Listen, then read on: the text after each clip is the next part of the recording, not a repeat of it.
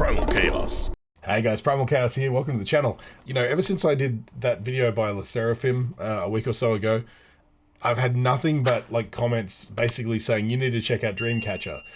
I guess a lot of that's mostly because, you know, I mentioned in that video that it was my first time listening to K-pop really, and that I'm kind of, my channel specifically is coming more from like a heavy metal perspective, and people are like, well, if you like that style of music, then Dreamcatcher might be more up your alley because it has, I guess, more sort of metal or pop music themes.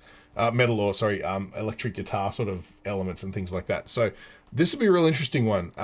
What a lot of people probably don't know about me is, you know, due to the nature of my channel, which started with roots deeply sort of embedded into heavy metal or extreme vocals, like sort of screaming and stuff like that, a lot of people probably don't appreciate that I am pretty heavily influenced and pretty heavily interested in the elements of pop music writing. And if there's one thing that the way I understand it, Korean, you know, pop music and Japanese pop music with K-pop and J-pop, one thing they do remarkably well is those fundamentals of what makes something a hit. So it's almost like at this point it's not even experimental. It's really, they know exactly what they're doing and they're going to just do it every single time. In essence, they've distilled, you know, what pop music is down to like a commodity that is like almost saccharine and super pop or hyper pop, which is, again, that's not a turn off for me. I'm actually here for that. I think that's really, really cool. That may not be, you know, to everyone's tastes on my channel as far as like followers and stuff go, but it's just something that's always interested me about what makes a hit, right? Why is it that someone like Max Martin can just produce hit after hit after hit for artists, while everyone else sits around on their hands saying, oh, it's easy to write pop music. If it's that easy, then everybody would have a top 10 hit, but that's not the case. The top 10 hits tend to be all produced by a small amount of people. You know, there's definitely songwriting groups that work on a lot of the top 10 hits in the West that just nail it every time. And so there is a formula, and getting to the bottom of that formula is something that interests me. So, you know, these guys do it particularly well. I have never heard Dreamcatcher before. This is going to be a first time, so strap in. I chose this one because someone mentioned that it's the newest video, so hopefully it's pretty good. Let's find out. This is Dreamcatcher Maison.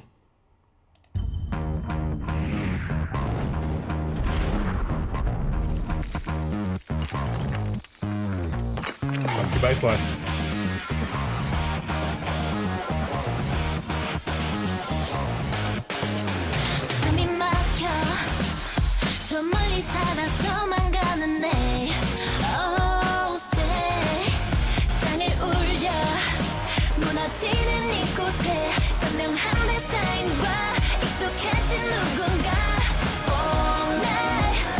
I like the video, it's pretty cool.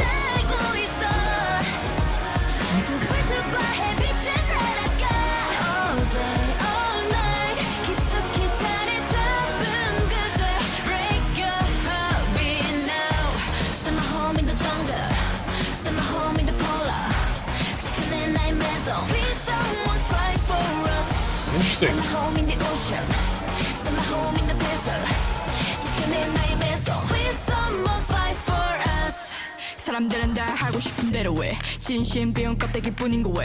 So I just want to stop it there. Actually, one thing I'm noticing that's really interesting to me is the verse and that chorus. If I had to sort of date it as far as like what it's influenced by, it's like late 90s sort of pop. I'm trying to think of some examples, but it's got this sort of, when sort of pop and boy bands kind of came back with a vengeance and hit really hard around the time of like early NSYNC and stuff like that, which I don't know, what was that, like 2000 or a little bit earlier, a little bit later. There was a way of sort of putting together melodies and chord progressions that this sort of feels like, and I like that it's been long enough now that those concepts and those ideas can come full circle and you can have that same energy again.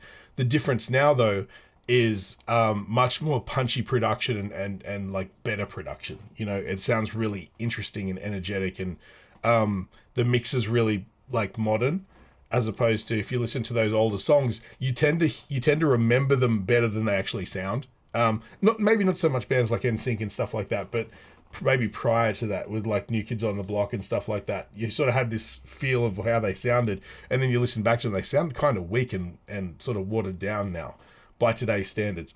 And so this is cool and punchy and energetic. I can see what people are saying about how they're sort of a little bit more along the rock sensibilities. You know, they got a funky bass line that's got a little bit of distortion on it and stuff like that.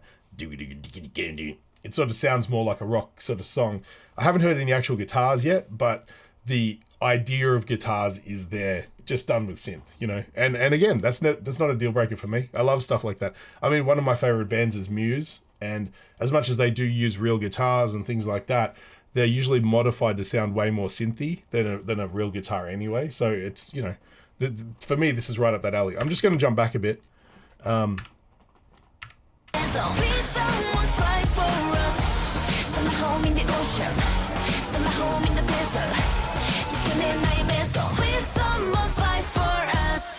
사람들은 다 하고 싶은 대로 해 진심 비용 껍데기 뿐인 거 왜 눈질 끈 감어 기다리다가 딱 봐도 보이지 않는 미래 후회할 때는 이미 늦었단 걸 알아 너 꺼내기만 하면 닥쳐 이상하게 덥지 이성의 법칙 마치 말라가는 네 양심과 똑같이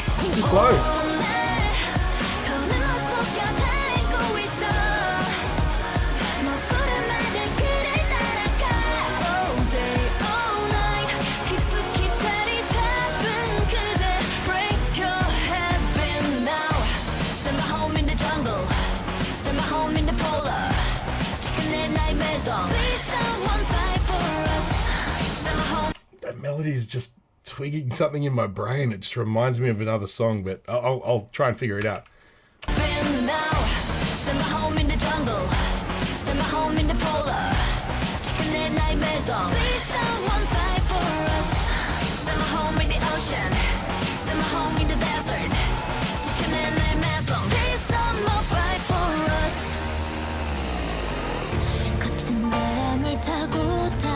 It's a bit of a switch up.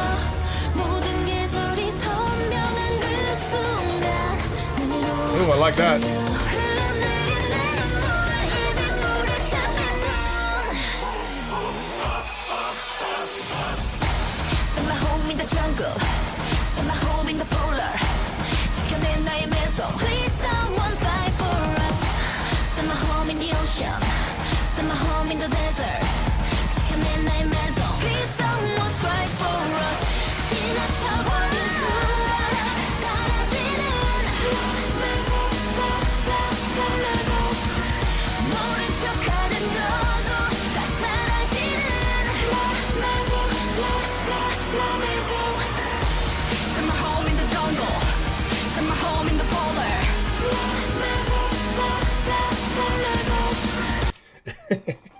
It's interesting to me, like the English lines are clearly English as a second language. Then they don't sort of have like the poetry isn't on point as it would be, you know, with an English as a first language artist. However, it's sung with an American accent, which really sort of it just tweaks me a little bit. I really like it though. It's really cool. It's just got that sort of earnest sort of energy of like you know, like when you watch anime and you know, the theme songs and stuff like that are always really earnest. You know, we got the power, we got to save it. So all 80s rock anthems essentially re sort of dressed and rebadged to be just a cool sort of electronica sort of rock song.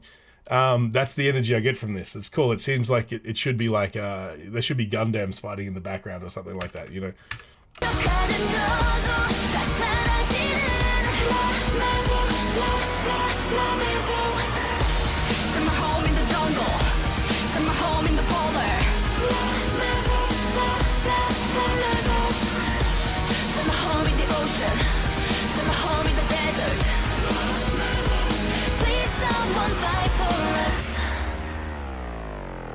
Wow, that was really interesting. It's really interesting. Actually, come back after the break and I'll give you a bit more of a summary and what I feel about it.